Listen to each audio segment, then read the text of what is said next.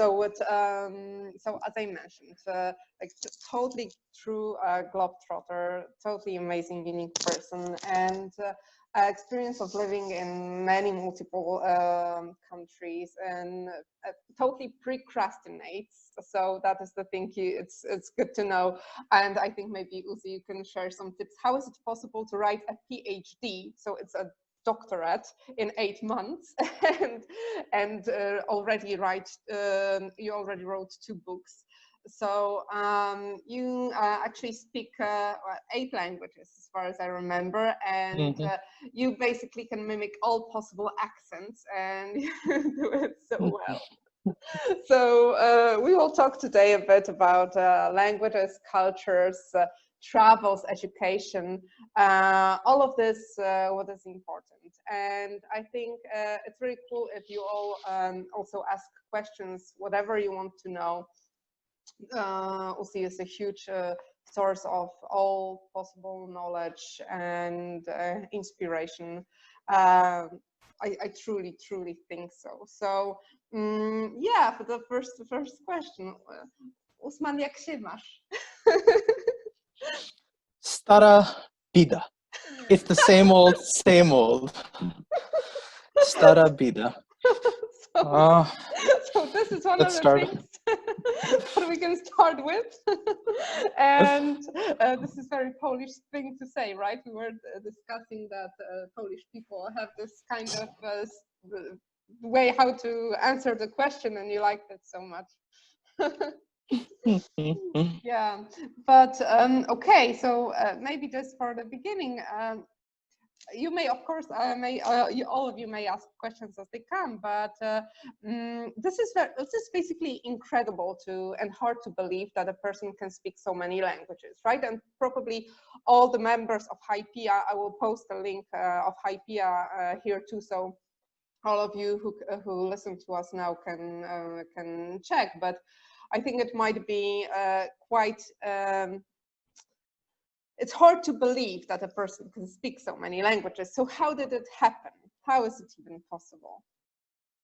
Once you share the link, you guys can check it out for yourselves, and you'll find out that actually I'm not the best by far. And that's the cool thing about HYPIA, is that everybody who has joined it feels a kind of relief. They're like, oh, now you understand me. And it's true, because 10, 12, 15, 20 languages. There's people in this group of 120 people, 70% guys, 30% girls, from as young as 17 to as old as 66, 67 years old, and they all speak more than 6. And it's quite an incredible group. I started it the year that I met Asha in 2016, before Trump was elected. So we were a different mindset before this started. Languages came my way. It's just hard work, but it's also curiosity, and it's also upbringing. It's also genetics. It's a multi-factor thing. So my mother can speak 7, and they're different languages. My father speaks 5. It's their background as diplomats. I was born in the United States. I was born in New York City in the 80s, the mid-80s. I'm quite a bit older than most people in this cohort today.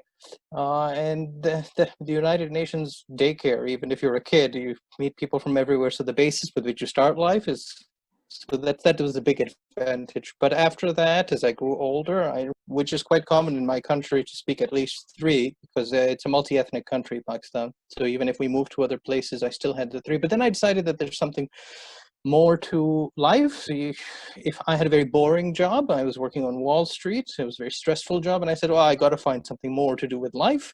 So I was kind of in a phase a bit older than most people here, but thinking that there's more to life, and it's not going to come my way. I have to find it myself. And so you are trying to liberate yourself from the boredom and the tedium of life. That's where the languages came. So I started with English because I was born in New York City. My national language is Urdu. My parents spoke that at home. My ethnic language is Punjabi, which I learned in university. In high school, I did French. So that was the 4. As I had entered adulthood, then I studied Spanish. I studied Portuguese, lived in countries that are Spanish speaking, like Argentina. Then I studied Japanese, moved to Japan for a bit. I studied Chinese and went to Beijing and topped in my class. And then I studied a few languages like Hindi and Russian. The Russian helped a little bit with the Polish when I started coming to Poland every summer, hanging out with Asha. And but not much. And so studied lots of languages. Helps a bit.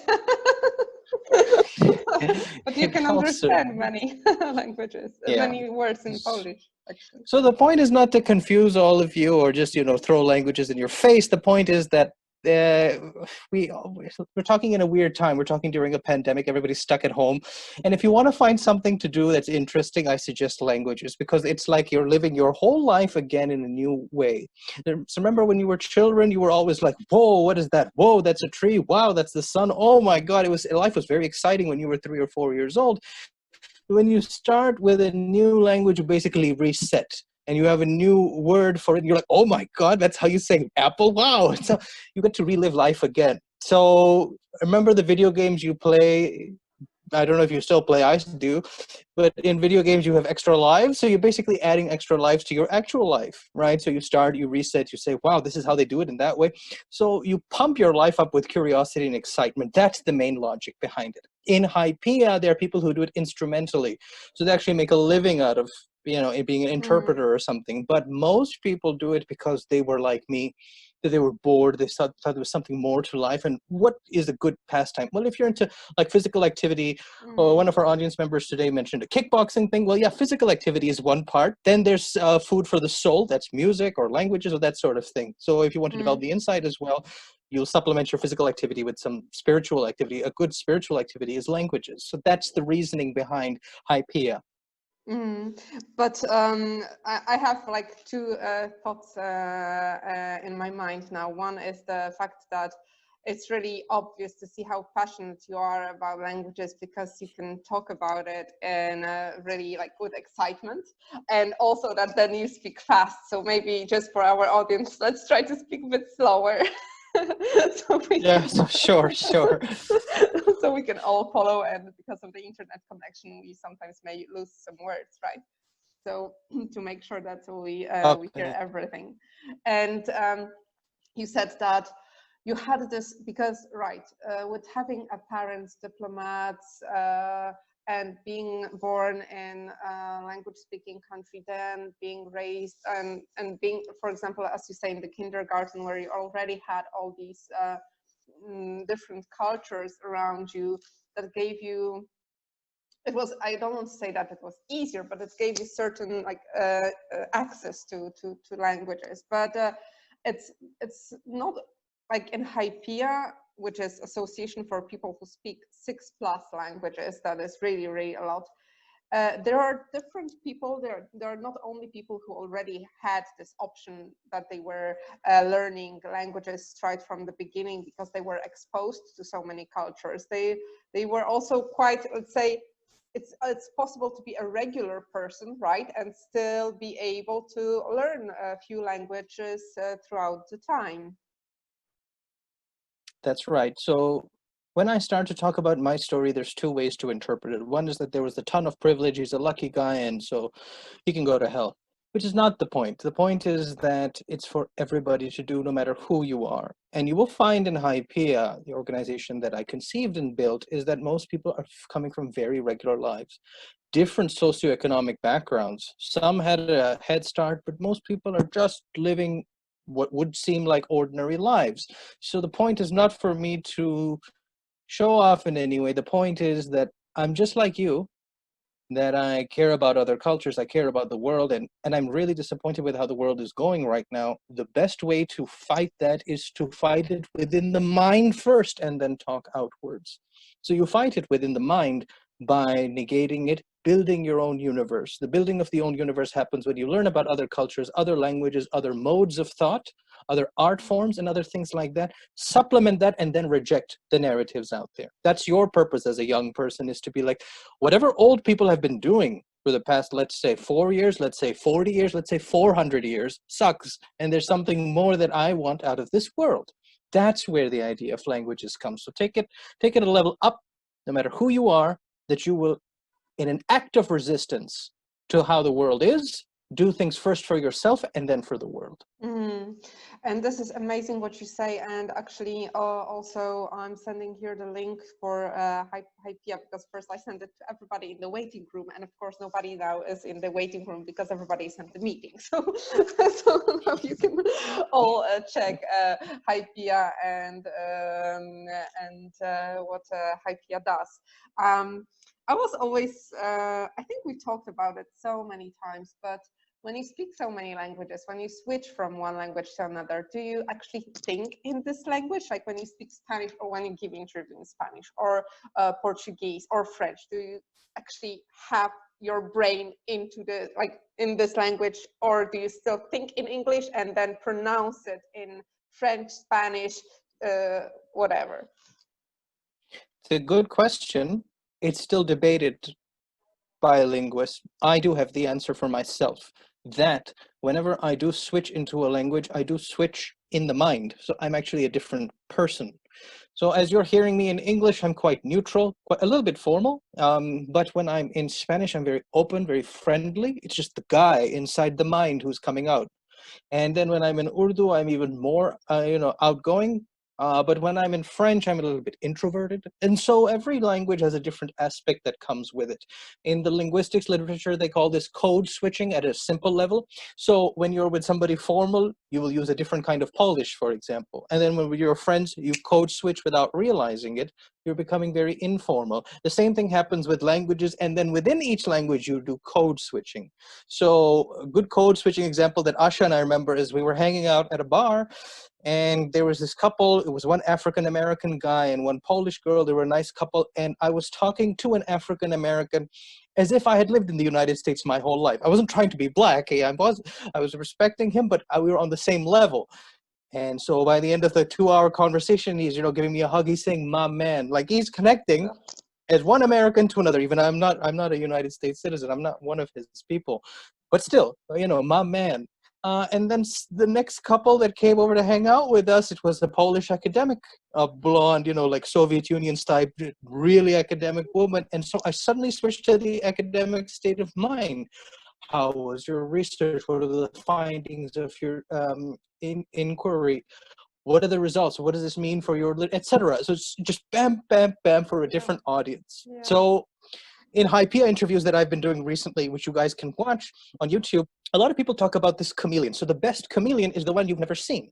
And so I'm actually quite conspicuous because like Asha's talking about it, so I didn't do a good job, but the best chameleon is one who would switch and nobody would even know. So there is a step beyond what I do where you travel and suddenly you are this kind of guy or this kind of girl, that kind, and that makes life very, very exciting. It's almost a James Bond thing, even though you're doing it for living the film of your life. You're the star of your life.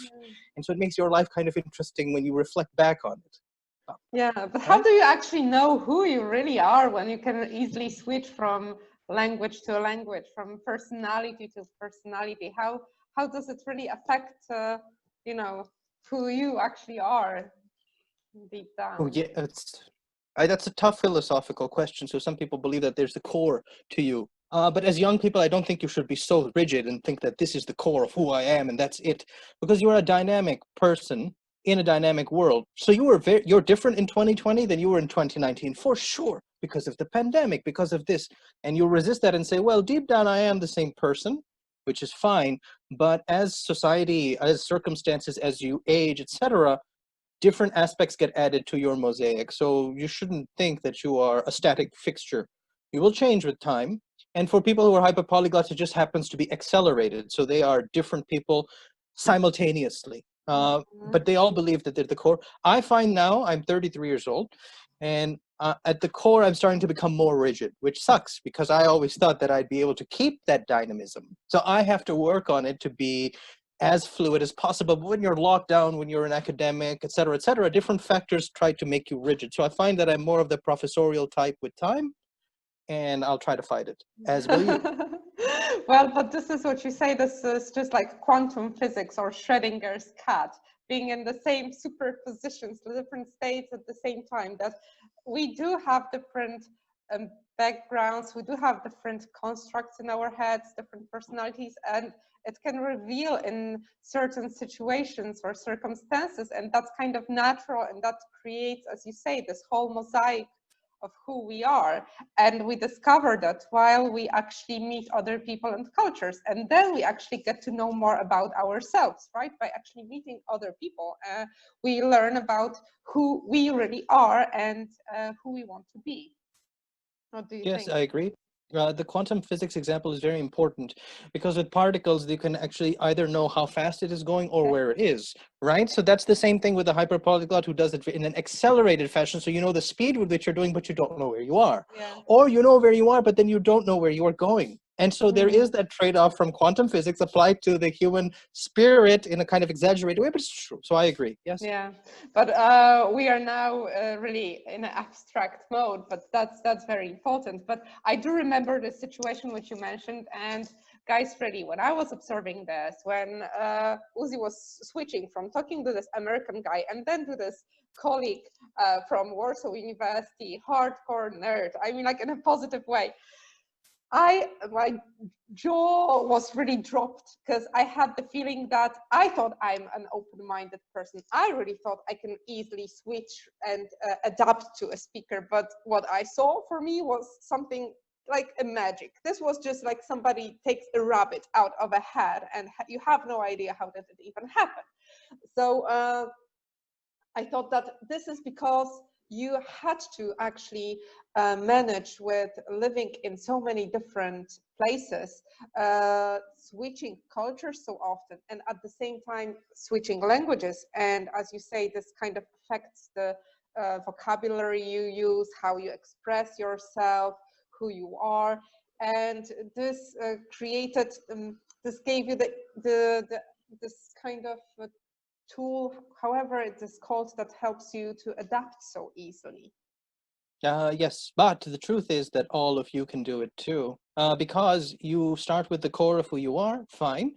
But then the more you gain insights into others, actively reading the subject and realizing that a dialogue is a two-way street.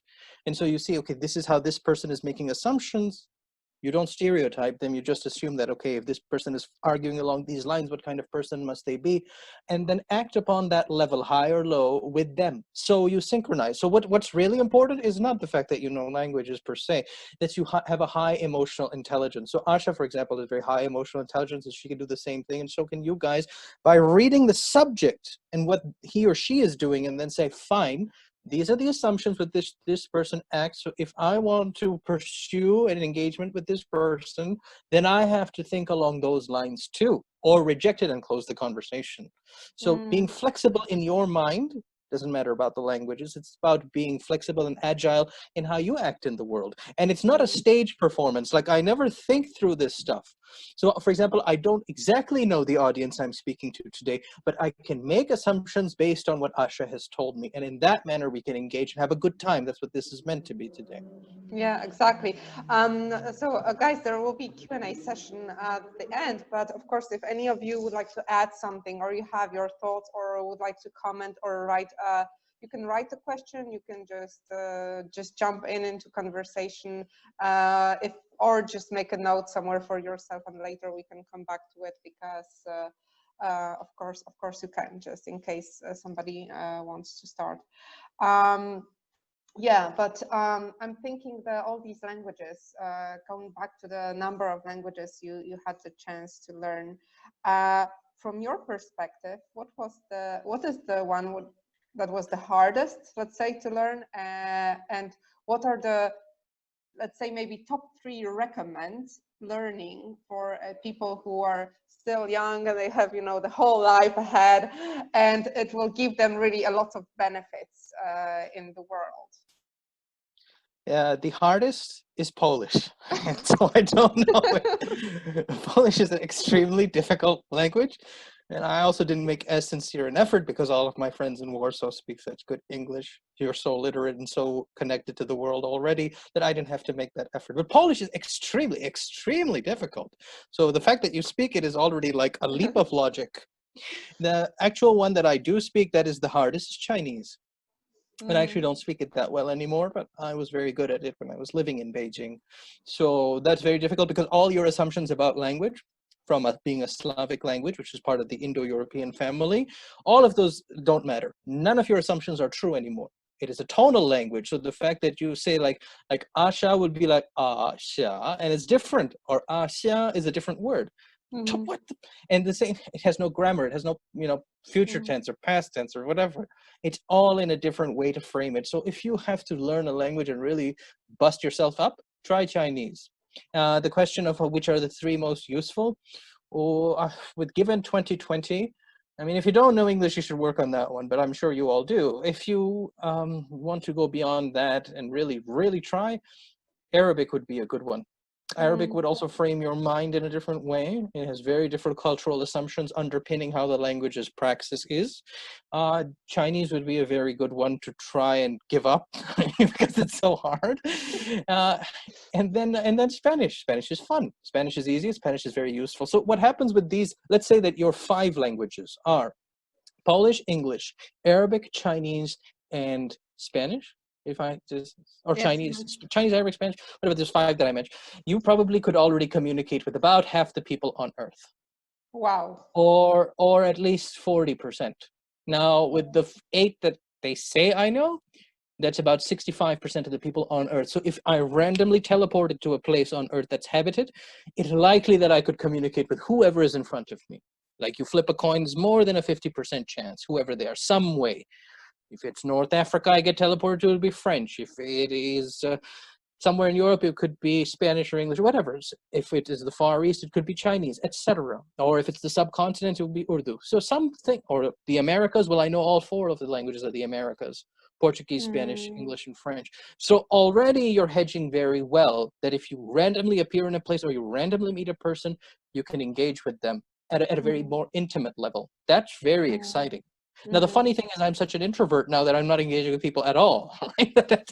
So you end up doing it for yourself. That's the exciting part. So in my head, it's you know, hey Macarena, it's very exciting in my head as opposed to worrying about what other people do or think. It's you do it for yourself, and that's exciting.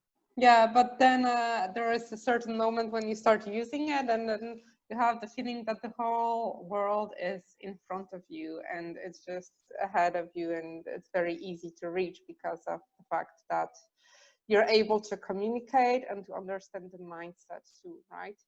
And then I'm thinking that quite often, because you know, Polish people really, what we are really good at, I have the feeling that we really like to learn, we really like to explore. Most of the Polish people, especially the young generation, including us, we're still the young generation, of course, older than our audience today, but we are eager to travel. But there is a certain lack of self-confidence. I quite often see the people who, and you know, with many of our friends, right, who have the actually ability to speak, or they read really well in English, or they are learning this for years, but they are afraid to speak because they will make a mistake, or there is, you know, there is a certain feeling that it's hard to break and start speaking. And what would you tell them? How would you encourage them to actually use the language, even maybe if they are not really like totally 100% native speakers, or you know, they do mistakes like I do? It's a good question. It's important um, because people are very self-conscious in general. In Poland, people are quite perfectionist. So if they're not totally comfortable, they'll back off. You're not being fair to yourself. The big theme that has come out from HYPIA interviews, and from my own opinion, is from 20 interviews from all around the world. They all say that there's no harm in making mistakes. It's true for me that you tried it, you sounded stupid, you made a silly mistake, and so what? What's the big deal? No big deal. And so people need to give each other give each other a break, but they do. You need to give yourself a break, and you don't. And that's you're punishing yourself. You are the harshest critic of your own. So let go. Don't worry about it. Speak from your heart, and the other person will make the interpretive labor of understanding what you're doing. So just relax. Give it a rest and just say what your heart says. And that's the best way to communicate. Remember 2 things. 1 is that other people are less judgmental of you than you are of yourself. And 2 is that most of the communication between people is actually the body language. So if I'm in your face like this with face like that, the communication is not whatever I say. It's the body language. This guy is aggressive. He's in my face. As opposed to if I'm smiling and, well, it doesn't matter what I say, I'm happy. That's that. So body language is much, much more important. Keep that in mind when you stop judging yourself so harshly and just relax. Yeah, exactly. And I think, especially when you're in a safe environment. So, for example, when you meet with your friends, and especially if you engage with international associations, just like we did, or you're just about to do. And quite often, I have the feeling that quite often when we meet, especially with people who are native speakers, we have this fear of speaking, right? Because, oh my God, this person is a native speaker. So if I made whatever mistake, then she is going to hear. But he really doesn't fucking care. I mean, the most important thing is to communicate. And I remember, for example, that I took this advantage with you, right? When you were charging me 10 groszy for every mistake, I actually made some money on it. I'm so rich. Yes, I'm so rich now. But how many things I learned? I remember very, very important things for all my life now, like what is it and how is it like, right? The difference, for example. But I remember when I was studying. You still made the mistake, by the way. It's the other way around. What is it like and how is it? Okay, so that's 20 groszy. 20 groszy. Okay, so maybe we should charge me more. But what I wanted to say is, but find the technique that works for you then, guys. But I remember, for example, when I was studying in Israel, and so many of my friends, especially Polish ones, like we have this issue that we are really, really good with things. We know a lot, but we're afraid to speak. And then you meet with people who are not as good as you, who are less knowledgeable, but they are not afraid of making mistakes. And really, you can have amazing knowledge, but if you're afraid of saying this and you're thinking that, okay, this person may not understand, I was always like, okay, listen, I'm not a native speaker, so just correct me if something is wrong, because that's the safest way I learn. This person knows I'm not a native speaker. I'm trying to transmit a message, and he or she is willing to help me, really, because as you, Uzi, say, people are really open to that. Really, they look, when somebody's trying to speak Polish and then he or she makes a mistake, then you rather laugh and support, and you say, oh, this is so cute, rather than trying to look up on this person or something like that, right? That's correct. So as young people, there are a lot of anxieties. It's especially true of Gen Z worldwide, not just in Poland. You guys are more anxious, self-conscious, and that's because you have been more exposed at a higher level to more mediatic inputs. So you're looking at Instagram all the time or whatever, or TikTok, and everybody looks so awesome, and you say, oh, well, in this hierarchy, I must be down here, which is not fair. So letting go a little bit, relaxing, and just being yourself, you liberate yourself from a lot of pressures.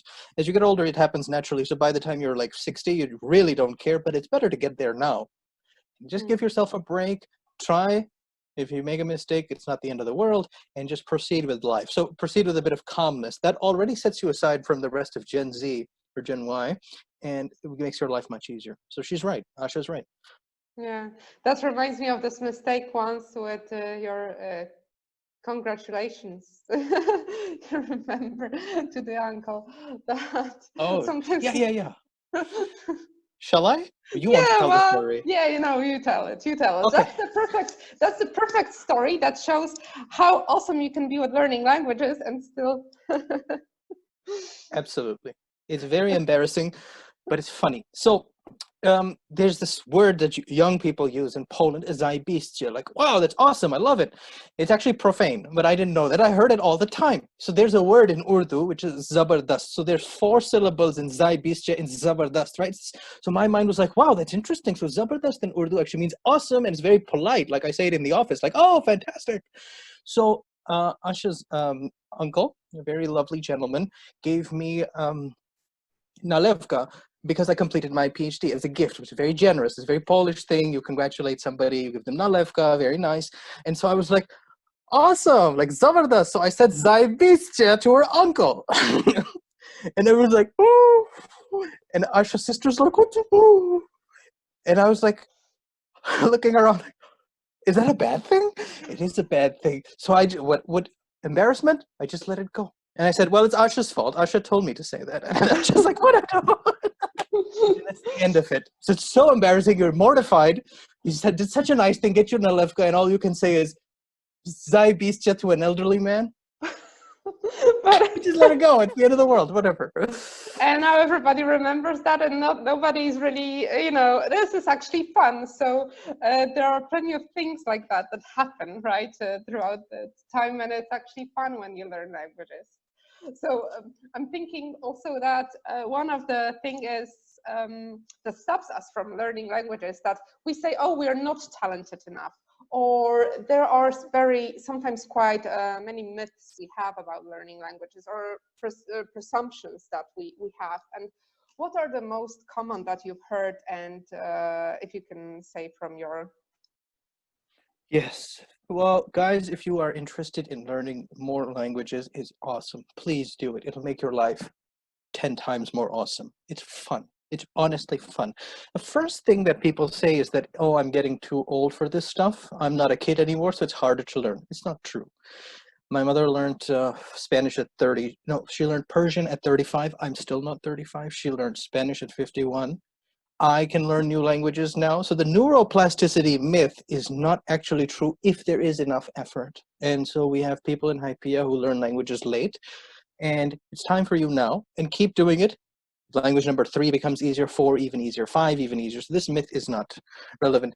There are for the ladies in the audience, there is a myth, and I hope you'll help me demolish it, that this is a guy thing, that a lot of guys are better at languages than girls. The thing that confuses people is, well, actually girls do more in the arts than guys go into the sciences. But when it comes to hyperpolyglots, there is an overrepresentation of guys. That's what they said. There was a book in 2005, Babel No More, that brought this out. Then some academics started writing about it. So they contested it. Luckily, 30% of HYPIA members, so out of a sample of 120, it's not just 120 people, 30% are women, including a very cool Polish lady. And I'll give you an example of what she does that's awesome.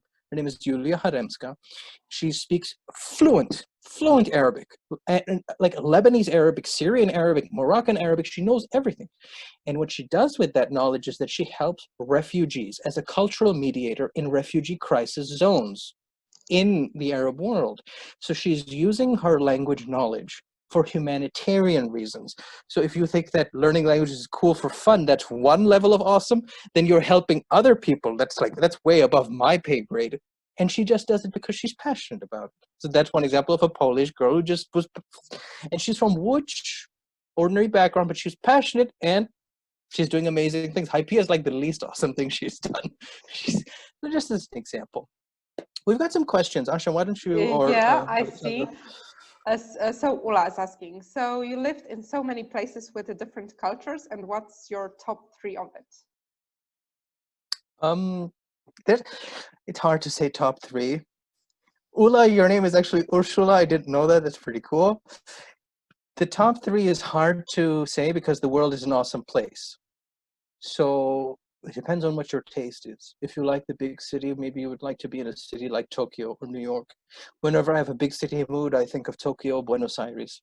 These are the 2 coolest, and Seoul in South Korea. Whenever I want to be in nature, well, it depends what kind of nature, but right now I'm living in Islamabad, but I'm 40 kilometers east in the mountains, the foothills of the Himalayas. So I have a stream and a river outside with exotic birds and stuff. This is where I am right now, like outside my window. And that's what I do. So depending on what you want. And I got to say that Warsaw is a very, very cool city. So a mix of like big and small, nice people, not too diverse, but diverse enough. Warsaw is a really amazing city. So you guys should really appreciate it because first of all, it's experiencing a renaissance. It's changed so much in the 4 years that I've got to go there. It's fucking awesome. So if you want to give a good overall rating, don't underestimate your city. Yeah, that makes sense. And I think also how we can actually, with learning languages and exploring the world, can change how we view the world. And I totally recommend you all, because first, with the access to knowledge, for example, with English, there are so many books that you can access and read about, like learn the world through, thanks to these books, learn about the world and see. So that for me was a breaking point. And also the fact that you can explore places which are may not be obvious. I remember, for example, my experience with Pakistan. It's so much different than what we hear in the media. And how amazing and hospitable place this is, and how beautiful and very, very diverse. And of course, with being able to actually get the access to the cultures, to the languages, to open your world, you're starting to think in your own terms. You're starting to living your life on your own terms and understanding really what's the backbone of the world and the cultures, and not only consume the mainstream media, because then the picture you get is quite specific, usually one-sided. So I had this experience with Pakistan when I went there. I had this experience when I was traveling to Tel Aviv. I bet that many of our listeners now, you've been also in different places and you already had that experience of even, you know, going to places which are well known like US, and then you just go there and you see that it's not as awesome as it's supposed to be, or, you know, you have your own views. Piotrek has asked a question: how to practice a language without using it at work? Oh, is it worth working about changing? Is it worth thinking about changing to use it more often? Yeah, this is a fun question. It's a very fun question. I do know two people in HYPIA who actually changed their entire life to work to speak more languages. So they got into industries like tourism, and then they got to travel the whole world and stuff. And so they actually shaped their lives. It seems a bit obsessive to me, because, you know, you should do whatever you are passionate about. It doesn't have to be languages, so no. But is it easy to practice a language if you don't get it in your daily life? Yes and no. So the first thing is that depends on what kind of support system you do have. And sometimes the language is so exotic, you just don't have the support system. But in the 21st century, you live a life in the real, and then you live a life in the virtual. And that virtual life can be entirely populated with the language that you're interested in. Now, if you speak a very, very, like, let's say your language that you want to learn is like a rare Aboriginal Australian language, maybe you'll struggle. But if it is the top 50 languages spoken, which covers 98% of people on Earth, then you will find enough media out there. Now, the coolest thing you can do is that you take whatever you really like and you experience it in this language that you want to learn. That's a lot of fun. So let's say you pick your top 3 movies, watch it with the subtitles and then dubbed in the language, your target language. That is the most fun way to do it. So I've played, like, I don't know if anybody's into video games as much as I am, but there's a game called Fallout 4, and I've played it. I finished the game 25 times in 6 different languages. And this game is different because it has 150,000 lines of dialogue. So if you want to practice, like, 150,000 lines of dialogue is in all you ever need in life. This game covers it all. So I actually can manage an entire new language if I want, just by playing the same story again, because it's so engaging. The same is true for movies. The plot is so engaging. The dialogue, your favorite actress or actor. It's so much fun. So reconstruct your life in the virtual, and that's how you can practice, even if your work itself is monolingual. Doesn't matter. Yeah, gaming helps a lot. Definitely. You see, Miluka, you wanted to ask a question. Yes, and I hope you can hear me because there's city in the background. Okay, so can you have some country where you haven't been yet, but you know that it could be perfect for you to live there, like, you know, or close to be perfect for you? Yes, I don't know if you guys have heard about this, but the island of Barbados is changing its policy in 2020 for a long-term work visa, where you just, because you can work remotely, and you move to Barbados. Why Barbados? First of all, their favorite sport is cricket. They're the West Indies team. So if you don't know anything about cricket, know that the Caribbean entire has one team called the West Indies. So they play cricket, which is fun on the beach. They have a really chill lifestyle. They have beautiful beaches. They have decent, good food. And so maybe I've never been there, but I think I could have a good time. Why? Because Barbados is probably similar to Fiji, and I've spent about 3 to 4 months of my life in Fiji. It's a tropical paradise. People play sports on the beach. They're fun. They're open-minded. They smile all the time. That's the kind of place you probably want to spend some time in, right? So Barbados. with their new visa policy. That sounds awesome. Ola is asking, what will be your next language? Which would you like to learn now, and why? Well, I think I should probably do something easy. So, because I think that I'm starting to rust. So maybe I would like to learn a language that is an auxiliary language. Auxiliary languages don't have a native population. Esperanto is one, and there's a few others that are like this that were just constructed for fun so that people could speak to each other. So I think I would like to do something like an auxiliary language and then use it among a small community of people who are equally obsessed, and it could be fun. If there's a real life language you're talking about, so non-auxiliary but actually used, given that I'm living in Pakistan, there's like 11 or 12 languages here. They're just smaller, and I think I could learn one of them. And some are close to Urdu, some are not. Man, we could probably do it easily here. Why not? And I'm thinking also about this topic that Piotr introduced, and it's very important. So how can you actually, because quite often people are afraid of the fact that they will choose the job and they may not use the language, and how to actually keep in touch with language and learn. So gaming and playing games was or watching movies was one of the very good things. But are there any other things we could recommend, or what HYPIA members do? Maybe there are certain apps you would recommend, or whatever tool it's possible. Yes, but the apps are quite artificial. So one is called Duolingo with the crazy green owl logo. You could probably use that, but the sentences in it are so artificial.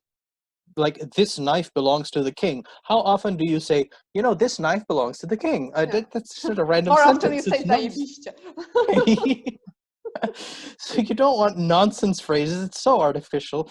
If you want something passive, movies, as I said, but otherwise radio. So in order to keep in touch with French, I listen to a lot of what's happening in the world in French or Spanish. It's the same news, and it's always horrible news these days, but it's like, oh, well, it's horrible, but it's in Spanish, so that's cool, right? So you just passively take in the inputs, right? Yeah, and I think that also what is pretty cool when you join associations like Global Shapers or anything else, or if you just have a friends here in Poland and you would like to learn languages together, like both of you can speak to each other in this language. It may think artificial at the beginning, but it's not. And actually, at least you have a pair, somebody you can talk to, right? And in Warsaw, for all of you who are actually based in Warsaw, I'm not sure whether this is a possibility in different cities, but there is something like tandem evenings. So the places where you actually meet with foreigners, with expats, and you learn languages. So so that's really, really cool. Okay, but if you have any other questions, just ask like Emilka or like Piotrek or Ula or Ola, just so you can write them down. I would also, while you're thinking about it, I would also like to cover a bit more this, just to finish this language set. Usman, what would you like to achieve with HYPIA? And do you have any plans for it in the future? This is a topic I debate all the time. I've asked the people who are part of it in every interview, where do we take this? The funny thing about HYPIA is that it has no budget. It's an anarchist organization. People just join it for free, and they do what they want with it. So when you do that, you grow slowly, but you're an authentic organization. Now, could we make it commercial and become really big? Yes. But the problem we face, so I'm speaking to you about things in life in general from who I am. I'm not advertising anything to you.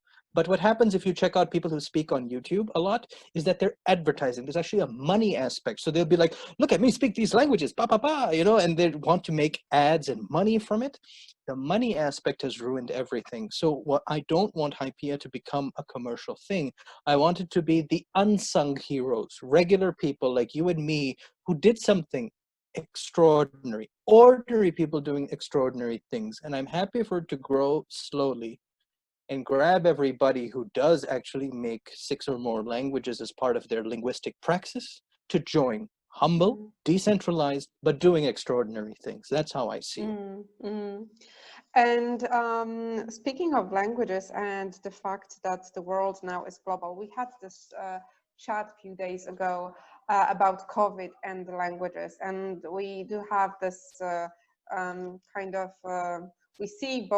we both see that for all of you guys who are about to enter the job market, the labor market in a post-COVID era, which is basically happening soon, and actually the COVID has changed everything totally.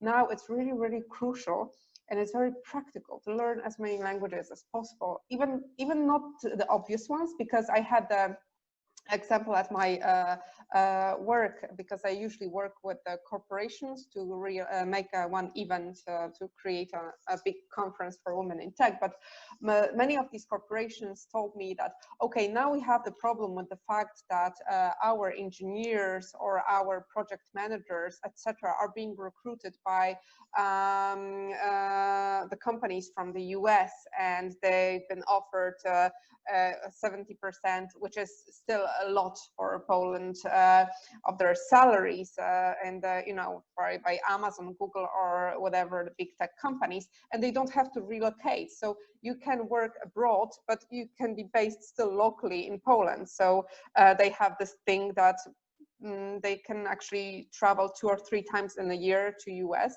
And it's also happening for Polish companies that they're recruiting in Central Asia, for example, or other region, experts and engineers.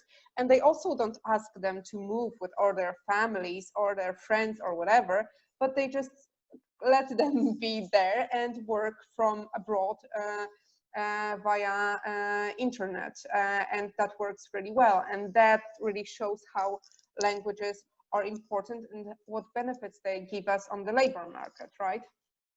So how do you see it as a hyper polyglot, and what benefits it gave you on the labor market for you as a hyper polyglot and for your hyper polyglot friends? Yes, so first of all, my sympathies to everybody who's entering the job market at this time. It's a hard time. And you're basically dealing with the presuppositions of capitalism, which is crisis and competition. So you go through the crisis, everything is tough, and then you're forced to compete, and from a back foot. So either you change the system or you compete in this difficult system. So how do you set yourself apart? Now, it's possible to set yourself apart by being the best engineer, but that's actually quite hard because you're young and there's only so much you can do. So then you look at your resume and say, how can I add things to navigate capitalism? Languages actually happens to be a very strong way to navigate the modern global job market, because you're not just competing with people your age in Poland or even the EU. Now it's the whole world. As Asha said, they're hiring from everywhere and they don't have to bother where you live.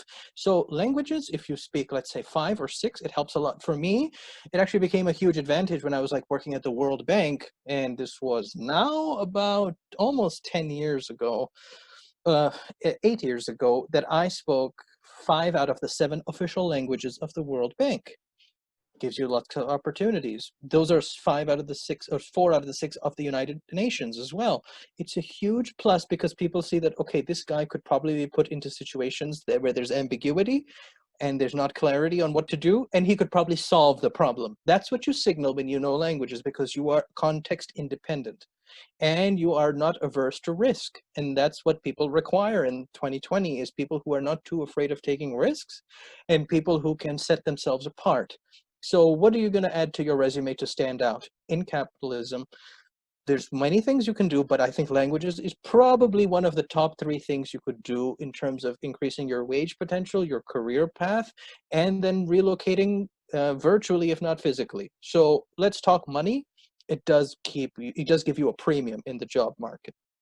And Julia asked a question which is also kind of related to this, because to be able to speak few languages you have to start. So what is the first thing you do when you decide to learn a certain language, and how do you start the learning process? Thanks, Julia.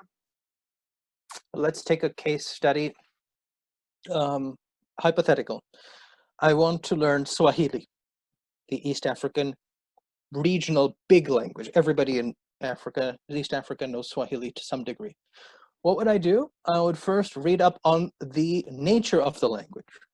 So people will say, this language has gender or not. It has numbers. No, it has past tense. Fine. Understand those aspects in the abstract. Okay, so what am I aiming for here? I need to understand how they do this, that. Fine.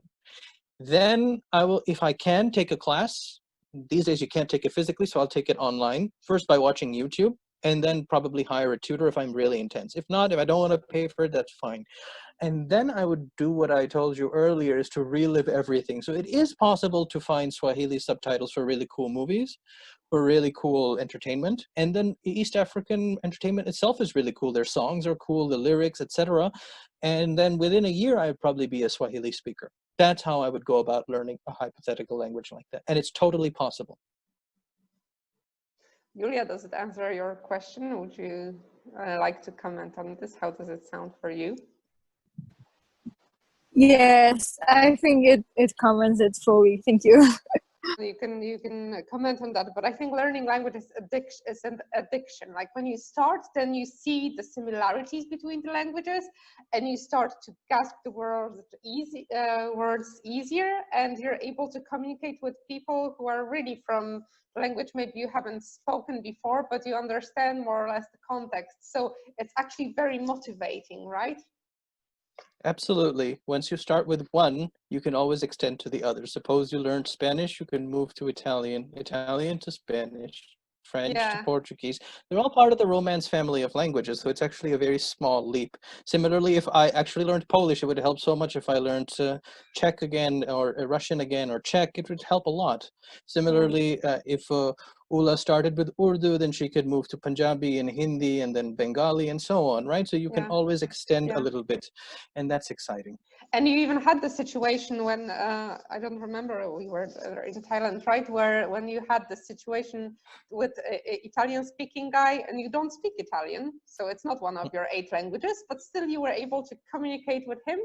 And he thought actually you speak the language because you were just using the general rules. So yes, because you know, human beings are complicated, but they're not that complicated. So when you do have one language and its basic order and how it works, if you understand it in the abstract, you can actually apply those precepts in other ways. So you do kind of gymnastics. This is the ultimate test for you when you will learn all these things, is how can you express yourself when you don't know what to say? That's the fun part. And it's like a puzzle, and this is very important, that there is no age limit to that, so you can really learn language at whatever age you want. It's just about the motivation. And also you said, you know, some of us were mentioning different languages, like all of us mentioned languages, but you had the chance, most of us is just had before choosing what we want to do after we graduate, because so you had the chance to study in different educational systems. You did your PhD in Australia, you studied in China, you did your MBA in Canada, you had experience of learning in French in France. So tell us a bit about studying abroad, and how was it, and what did it give you? I strongly recommend studying abroad instead of studying at home, whatever your home is. Because when you are studying at home, you're in a comfort zone, and so you are not really pushing yourself. But when you are going abroad and you see a different context, then your education is a much larger thing. So when you are in Beijing and you're studying, your education is also society and people and food, and well, that's really cool. Or if you go and study in the United States, you'd be like, okay, so they say this in the movies, and this is actually what Americans are, and that's actually a big learning experience. Or, you know, so your education in life is not what's in the textbooks. Whether you're an engineer or an accountant or a scientist, whatever's on the books is one part of the formation of the mind. And so going out there and experiencing the same thing elsewhere multiplies the learning experience, because even though you're young, believe me, time flies fast. So I remember when I was exactly 18, and it feels like it was yesterday, and what has happened since then. So it goes by so fast that if you are not mobilizing yourself, you'd be like, oh God, I'm already 30. Oh God, I'm already 40. I mean, we're going to wake up tomorrow and we're all going to be 40. It's kind of so scary. Do it now. And what was your best educational experience? Where did you like to study the most? Well, education purely is never fun, but education done in a context is always fun. So one cool thing about doing your MBA, for example, or master's in Canada, is that Canada is an exciting place because of the diversity of people. There's nothing intrinsically exciting in Canada at all. It's cold and it's dead, but the people there work around that and they make an exciting society that's very diverse. So that's why going to Canada is a cool thing. Going to China was fun because I was really pushing my mental limit. I mean, I was competing with Chinese kids in a half English and a half Chinese course. I mean, I was actually I've never actually used my brain as much as I did at that phase in my life where I was like so intense, ready to, and then doing a PhD in a small town in Australia is good for the PhD. It's not good for you because it was so boring. It's a very racist country. It's, you know, it's awful. So you would say, okay, what I'm going to do instead is I'm going to work very hard. And so that's the secret to doing a PhD, in like writing the entire thesis in, let's say, 8 months, and then submitting all the chapters to be published in good journals, because there's nothing else to do. If I was in Warsaw, the same PhD would take 5 years. If I was in Tokyo, it would take 10 years. The same PhD. If I was in Buenos Aires, it would take 20 years to do the same thing because life is so fun. So fun. Oh, yes. So that means if you guys, if any of you wants to do a PhD, just move to Australia. That's the easiest part. But yeah, but I was wondering, because I had a question in my mind when you were saying about this. Yeah, right. Some of us are thinking about choosing the course, and very briefly, if you could say, how is it to study economics? Because you have a PhD in economy, and so what is this experience about? Okay, this is a very personal question because it's not good or bad. So economics is, the funny thing, it's on Twitter. It's very funny. A joke I read 1 month ago. It says economics is like astrology for men.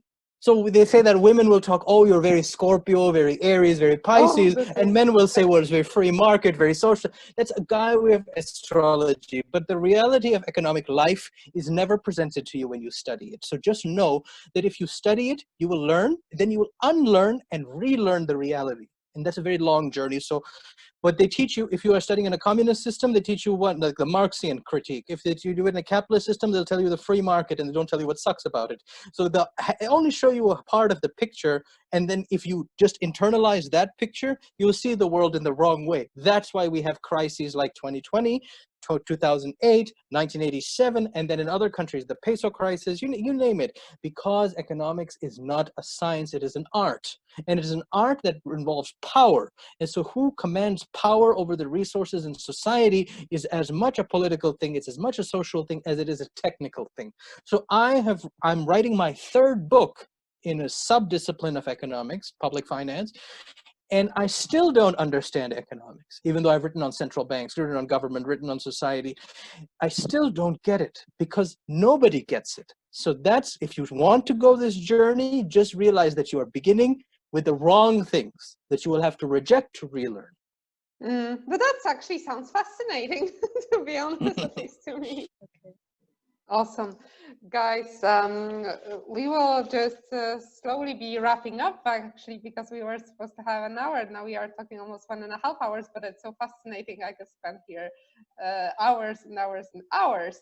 But while I give you a few moments to finalize your questions, and before we sum up, we were talking about studying abroad and this experience you also had with studies, but also some of us are thinking about what we want to do in life, how we want to, navigate our careers, and you're doing very specific thing. And I would like to talk a bit about what are think tanks, so that institutions that are dedicated to thinking, what actually you can do there. You're a director of a think tank, and what does it mean to be a scholar? So with this, for everybody, what type of profile you have to have? If you want to join the scholarly enterprise, you should know one thing to start with, which is that only 1% of any random population of any country has a PhD. The reason is because it is a lot of quiet, isolated, self-deprecating work. So if you are, basically academia is just being rejected until they finally tolerate what you did. So it's a very negative thing. So if you can handle that, that's the first thing. What do think tanks do? They usually present two things. They are a thought leader and they're the public intellectual. The thought leader is that they have one big idea and they do TED Talks and they talk to the media and they write in the papers. And I do that thought leader part. But then think tanks also have the public intellectual aspect, which is that they critique the problems.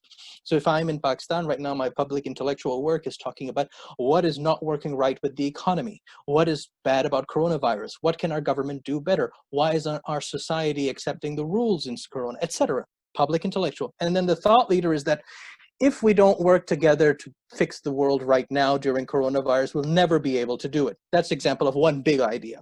Or if we don't cooperate on a vaccine, then we're all doomed. That's a big idea.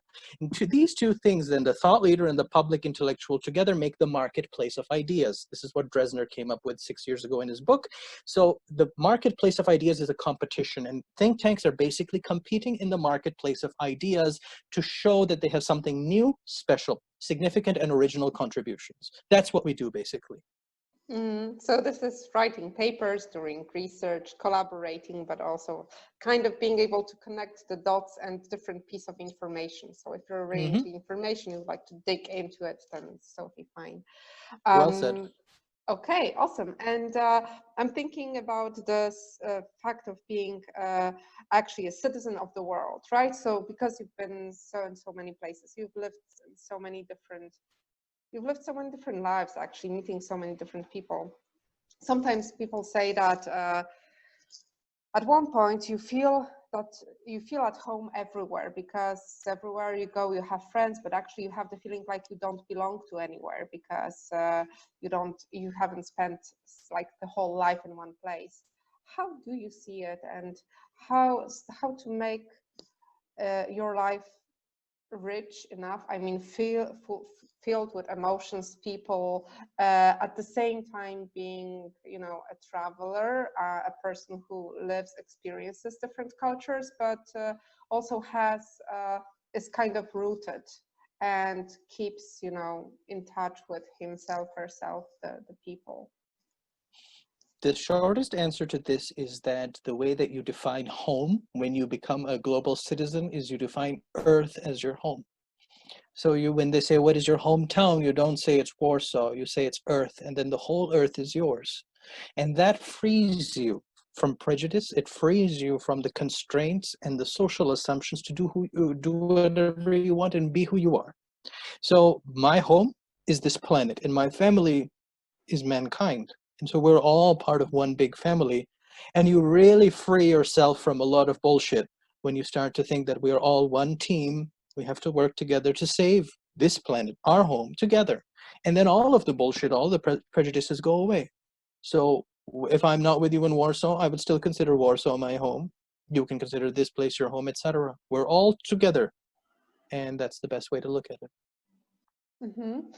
But then how to make it sustainable so people don't feel like homesick, or they don't feel alone at the same time being everywhere in the world? You'll always feel homesick, but it comes down to whether you really, really believe Earth is your home, because in that case, every place can be your home. Now, it depends who you're with. If you make friends where you are, if you appreciate the local culture and the local things, but that's also very much bringing yourself down, where you should actually be pulling yourself up. And just remember that the whole planet is yours, so wherever you are, you can have something to appreciate. Even in places I don't like, or didn't enjoy as much, there were things that I appreciated, made the best of them, and then moved on to wander. I mean, remember that the word for the planet comes from the Greek for the wanderer. Our planet itself is wandering. So we're wanderers on a wandering planet. That's our job. Like Fallout, I'm a wanderer. I'm a wanderer. But did you then just the last question about that, because you say, okay, planet is Earth, the home, the Earth is my home. So do you notice any common themes between cultures? Do you find something that kind of, I don't know, different cultures?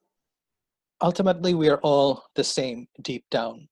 Whether you are a doctor and you open up people of different skin color, you see their organs are the same. Or you are a person who works in agriculture and you see that the plants are ultimately all the same. Most of our unifying things we take for granted, and what makes us different, we highlight it to make a big issue out of things, because sometimes we need something different to give ourselves basis. But when you free yourself from judging the other and judge yourself, you become free. So I think that deep down, it's all about caring for your friends, respecting your elders, having a good time, resting enough, smiling enough, that kind of thing. Like ultimately, people are more or less the same. And if we keep aside the differences for a little bit, we can start to work together for the good. Wow, that's well said. I think that's the perfect sum up of this whole conversation we just had. So I'm gonna stop here.